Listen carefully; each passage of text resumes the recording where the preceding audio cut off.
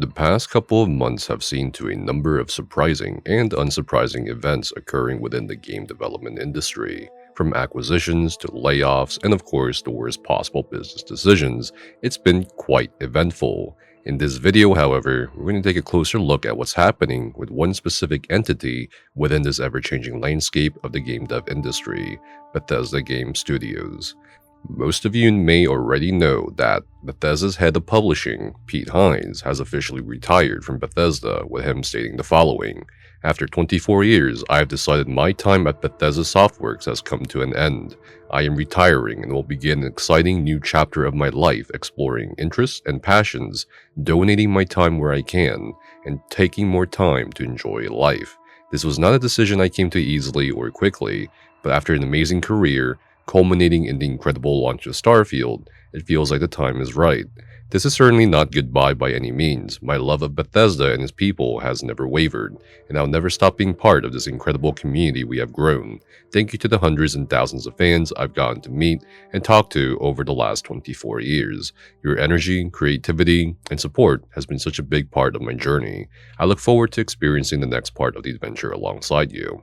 Working with the amazing people, teams, and studios at Bethesda has been the greatest experience of my life. I'm incredibly proud of everything we've done together, and I'm genuinely excited to see the amazing things they'll create next. Love you guys, Pete."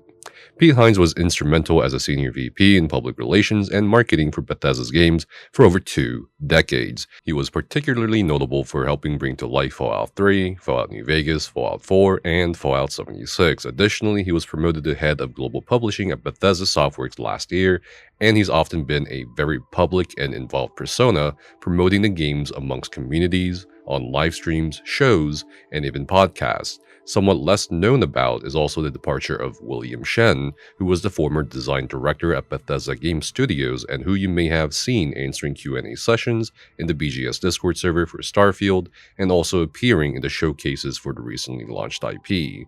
Shen announced the following on Twitter: "Excited to announce that I've joined Something Wicked Games. I'll be working alongside an incredible group of role-playing game developers, and it's amazing to think we have veterans from Bethesda, Obsidian, and BioWare all on one team." Shen was a notable part of the BGS team as well, having worked on not just Starfield, but also Fallout 3 and Fallout 4 as a quest designer and writer. He also served as a quest designer for The Elder Scrolls V, Skyrim. It's not uncommon for game developers to often transition to other studios, projects, or companies after a launch of a game, but Bethesda Game Studios, in comparison to a lot of other entities, tends to have a low turnover rate. And perhaps given Shen is leaving for Something Wicked Games, it might be a personal creative decision, considering that company was not only founded by former Bethesda producer Jeff Gardner and Obsidian Entertainment's Fallout New Vegas area designer Charles Staples, but it's also made up of veteran developers from BioWare, Santa Monica Studio, Respawn Entertainment, Mythic Entertainment, CD Projekt Red, and of course Bethesda Game Studios, who are now working on something called Weird Song. However, the biggest surprise and the least talked or known about event for Bethesda Game Studios is the departure of legendary developer Coleman from Bethesda, which occurred 2 weeks ago. I actually told my good friend CNex a couple days ago about this rather obscure piece of information, and he's made a thread on the Test Lore subreddit that links to some of the things we'll be discussing here in the video. That link will be in the video description down below. On his LinkedIn, Coleman wrote, "I am currently on the job market after 20 years at Bethesda Game Studios. If you know of anyone looking for a senior lead designer, please let me know or pass them my information. I've done pretty much every design related thing for BGS games: narrative design and writing, world building, combat balance, character systems, minigames, crafting, gameplay scripting, etc. I was lead systems designer on Starfield, co-lead designer on Skyrim, and worked on all the other projects at BGS from 2003 on as a senior designer. I'm prioritizing jobs that allow remote work, but I'm open to any opportunities that are a good match for my skills and experience. I appreciate any leads you can pass my way." For those of you who don't know who Coleman is, the man has a rather impressive resume, working with Todd Howard and Michael Kirkbride, giving absolutely monumental contributions in programming, design development, and lore to Daggerfall, Battlespire, Redguard, Morrowind, Oblivion, Skyrim, Fallout 3, Fallout 4, Fallout 76, and yes, Starfield. Coleman's work in producing a lot of the lore led to fellow game developer Shane Leesgang, who wrote the Songs of Return for Skyrim, proclaiming that Kurt's brain is a definite guide or Bible of the Elder Scrolls, which just goes to show how much of a hand he had in the one franchise. Coleman's integral role in bringing many of the lore and elements familiar to many of us in the Elder Scrolls and Fallout communities is something no one should dare underestimate. Now, this isn't the first time Kurt Coleman has left Bethesda. He left during the pre-production of Morrowind back in 1998 and was later convinced by Todd Howard to come back for Oblivion, and ever since then, he stayed on board. But Coleman leaving Bethesda this time may be completely different. Very surprisingly, Michael Kirkbride himself commented on my friend's thread, stating the following: Kurt was the best writer that the Elder Scrolls ever had. He was a torchbearer of keeping Tamriel's more unique qualities and ideas alive. No surprise, as he has came up with so many of them. His leaving will be to the creative detriment of the Elder Scrolls 6. Such a massive mistake letting him go. Kirkbride further went on to reply to another Reddit user who commented Coleman should be free to leave if he doesn't want to work anymore.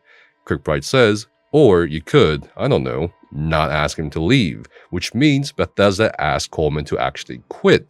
Kirkbride states in his final reply to a different Reddit user asking what happened that it's not really my place to say.